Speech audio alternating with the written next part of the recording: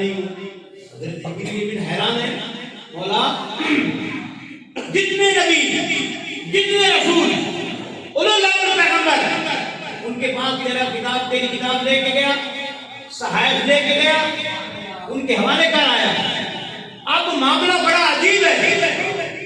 تیرے محبوب کی بارگاہ میں حاضر ہے، غار حرا کے اندر تیرے حکم سے آیا ہوں، کتاب لے کے آیا ہوں، حضور کی بارگاہ میں پیش کرتا ہوں، کہتا ہوں اقرا. حضور پڑھتے نہیں، حضور فرماتے ماں نہ بیکار، میں پڑھنے والا نہیں ہوں، کیا کروں؟ بھیجا دور سے 3 مرتبہ کہا اقرا. حضور نے فرمایا ماں نہ بیکار. رب کائنات نے فرمایا جبریل تو کہاں کھڑا ہے؟ حضور کی بارگاہ میں کیا کہہ رہا ہے؟ اقرا. پڑھیے محبوب پڑھیے. رب کائنات نے فرمایا قیامت تو آ سکتی ہے، دنیا تو ہو سکتی ہے، جب تک تو میرا ذکر نہیں کرے گا، میرا نام نہیں لے گا، میرا محبوب نہیں پڑھے گا، تو پڑھنا اقرا بسم ربک الذی خلق، پڑھ شرط کے نام سے جس نے مجھے پیدا کیا. پڑھنا شروع کر دیا نبی کریم صلی اللہ علیہ وسلم نے. دنیا والوں نے پوچھا معاملہ کیا تھا؟ رب کائنات بتانا چاہتے تھے. اگر جبریل کے کہنے پہ پڑھنا شروع کر دیتے، لوگ کہتے جبریل استاد بن گیا، ہوتے اس کے شاگرد بن گئے. رب کائنات نے بتایا اگر تو اقرا کہتے کہتے قیامت تک کرتا رہے گا نا، حضور نہیں پڑھیں گے.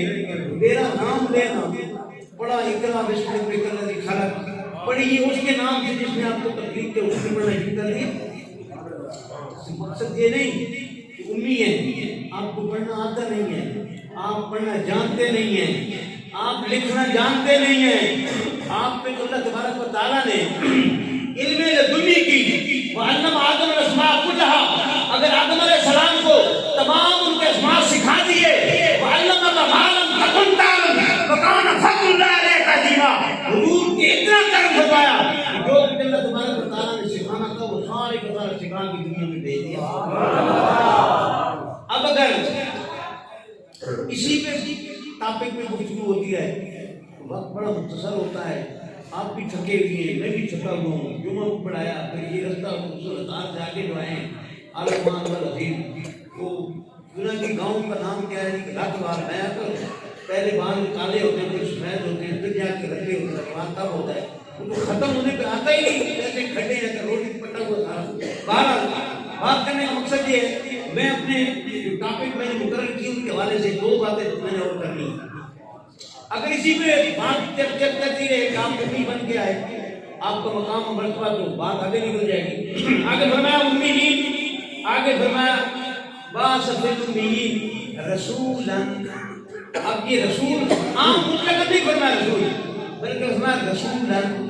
یہاں پہ تنوین ہے، یہ 2 زبریں ہمیں بتا رہی ہیں کہ یہ کوئی عام رسول نہیں ہے، یہ کوئی عام رسول نہیں ہے. کیوں؟ پہلے رسول کیا تھے؟ فرمایا کوئی رسول آتا تھا کسی زمانے کے لیے آتا تھا، کوئی رسول آتا تھا کسی قبیلے کے لیے آتا تھا، کوئی رسول آتا تھا کسی علاقے کے لیے آتا تھا. فرمایا محبوب تجھے رسولن بنا کے بھیج رہا ہوں، تجھے وہ عظمتوں والا، مقاموں والا، مرتبے والا، عزت والا، شرافت موجہ بنا کے بھیج رہا ہوں، اور تجھے وہ مقام عطا کر رہا ہوں کہ تیری نبوت جو ہے وہ زمانوں سے ماورا ہوگی، وہ علاقوں سے ماورا ہوگی. حضرت جبریل بھی حضور کی بارگاہ میں آئے، ورفعنا لک ذکرک آیت پیش کی، اور ساتھ ہی کہا یا رسول اللہ آپ کو پتہ ہے کہ آپ کے رب نے آپ کے ذکر کو بلند کیا ہے، کہاں تک بلند کیا ہے؟ حضور نے فرمایا اگرچہ مجھے پتہ ہے میرے رب نے میرے ذکر کہاں تک بلند کیا ہے، لیکن تو بتا دے، تیرے بتانے سے میں دوسروں کو بتاؤں گا کہ جبریل میرے پاس آئے تھے، وہ یہ کہتے تھے کہ رب نے یہ کہا ہے، لوگوں تک ایک پیغام پہنچ جائے گا. تو یہ کہا نا یا رسول اللہ، نبی کریم صلی اللہ علیہ وسلم کی بارگاہ میں حضرت جبریل بھی عرض کر رہے ہیں یا رسول اللہ صلی اللہ علیہ وسلم رب نے آپ کا ذکر کہاں تک بلند کیا؟ رب فرماتا ہے اذا ذکرت ذکرت معی، اے محبوب جہاں پہ میرا ذکر ہوگا وہاں پہ تیرا ذکر ہوگا. اب دیکھیں یہاں پہ رب کا ذکر ہوگا وہاں پہ تیرا ذکر ہوگا. رب کائنات نے جس کو سمیٹتے ہوئے رسول بنا دیا، زمانے کی قید ختم ہو گئی، علاقے کی قید ختم ہو گئی، کائنات پوری کے اندر فرمایا الحمدللہ رب العالمین، جہاں تک میری ربوبیت کا ڈنکا بجے گا، اے محبوب وما ارسلناک الا رحمۃ للعالمین، وہاں تک تیری رحمت للعالمین کا ڈنکا بجے گا۔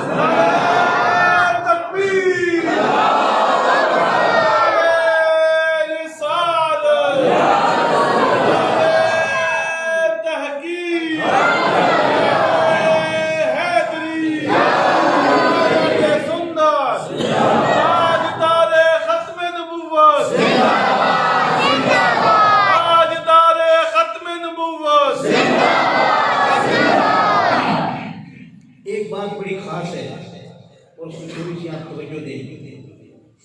ایک کاریگر ہوتا ہے نا، سانے ہوتا ہے، وہ کوئی چیز بناتا ہے، وہ اپنی کاریگری دکھاتا ہے۔ مثلاً مثال آپ کو دوں، یہ مسجد نے بنائی ہے، یہ عظیم محراب جس نے تعمیر کیا ہے، آخر کاریگر ہے، اس نے پتہ نہیں کتنی مسجدیں بنائی ہوگی۔ وہ جب لوگوں کو بتائے گا، ان کے پاس ایک ڈائری ہوتی ہے، فوٹو اس کے اندر لگے ہوتے ہیں، اور وہ بتاتے ہیں کہ یہ مسجدیں میں نے بنائی، یہ محراب میں نے تعمیر کی ہے، ان جگہوں پر میں نے کام کیا ہے، وہ اپنی کاریگری دکھاتا ہے۔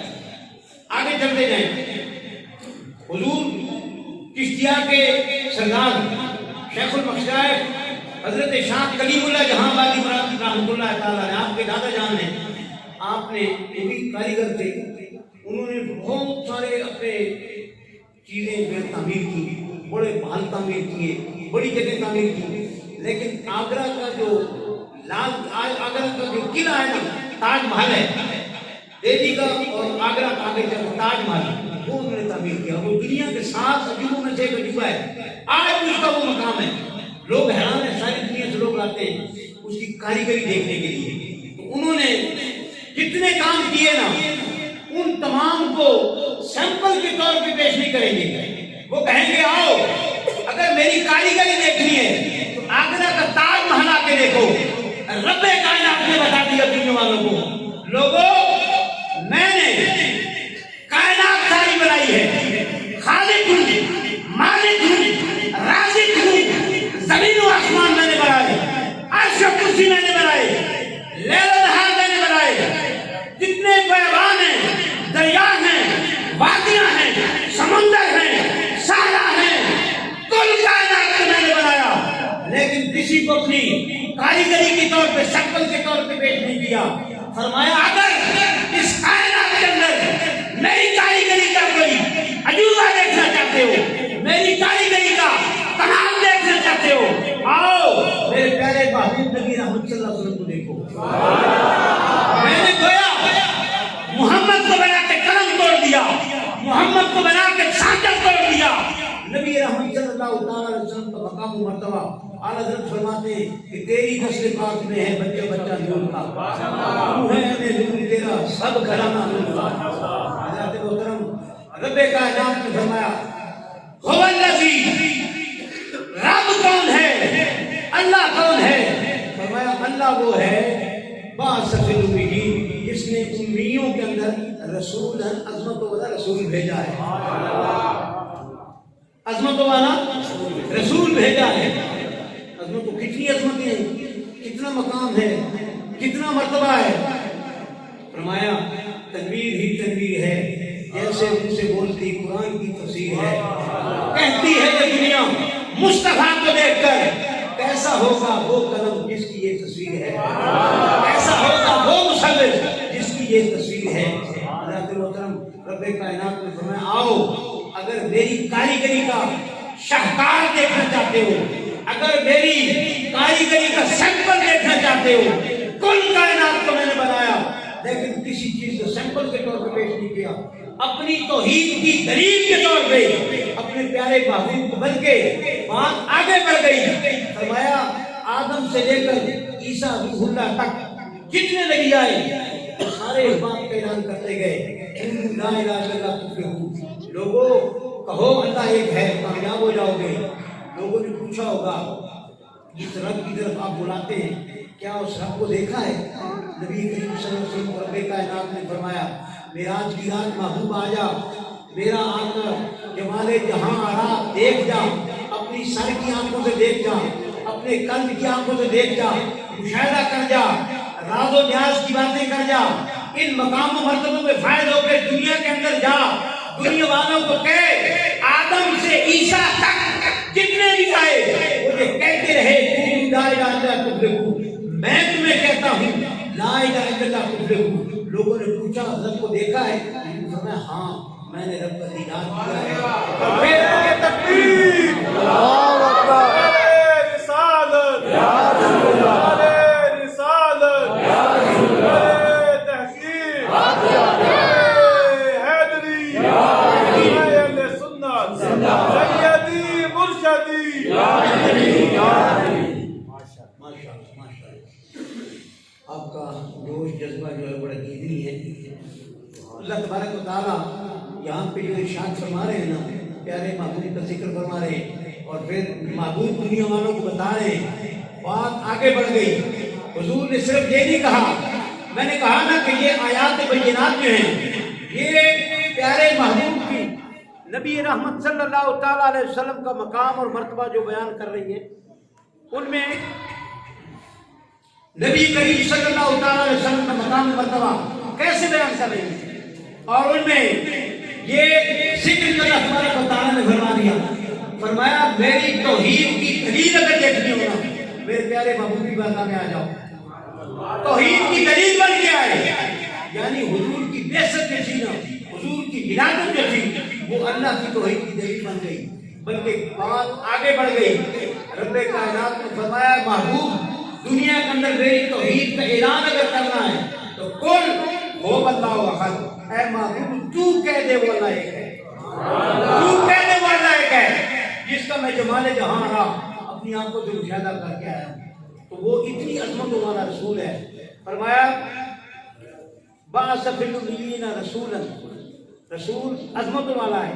آگے ہے مقصد میلاد، تیسرے پوائنٹ اس کا ہے مقصد میلاد، اسی پہ بات کر کے اپنی گفتگو کو سمیٹنے کی طرف آتا ہوں۔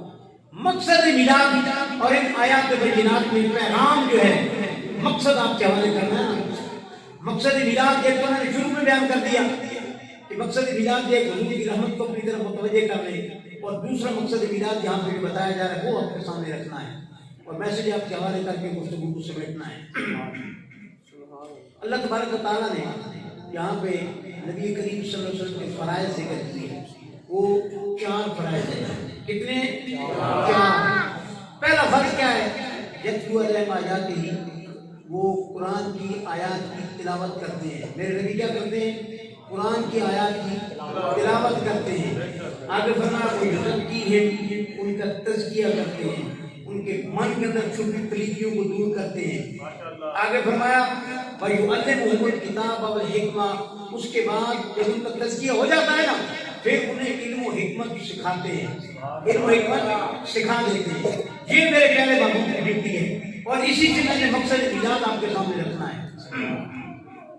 یہ 4 ڈیوٹیاں جو ہے نا یہ حضرت سیدنا ابراہیم خلیل اللہ علیہ السلام جو جد الانبیاء ہیں، انہوں نے بھی رب کی بارگاہ میں جب کعبۃ اللہ تعمیر کر بیٹھے نا، کعبۃ اللہ تعمیر ہو گیا، بیت جرف ابراہیم القواعد البیت الاسماعیل، بڑی تفصیل ہے۔ رب نے فرمایا اے خلیل میرا گھر تعمیر ہو گیا، گھر تعمیر ہو گیا، اب مزدوری لینے کا وقت آیا۔